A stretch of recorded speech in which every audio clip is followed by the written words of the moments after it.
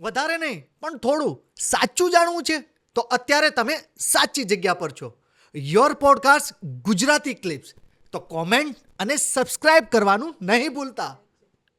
આટલી બધી ફિલ્મોમાંથી 10 ફિલ્મમાંથી સૌથી ગમતી એક ફિલ્મ. આનો તો આન્સર નથી. એક માને તમે કેવી રીતે પૂછી શકો કયો છોકરો ગમે છે? વાહ.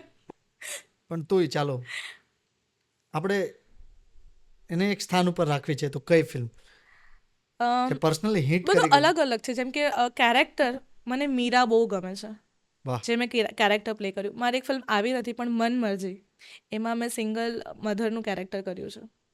એ મને બહુ જ ગમે છે. એ હજી આવવાની બાકી છે.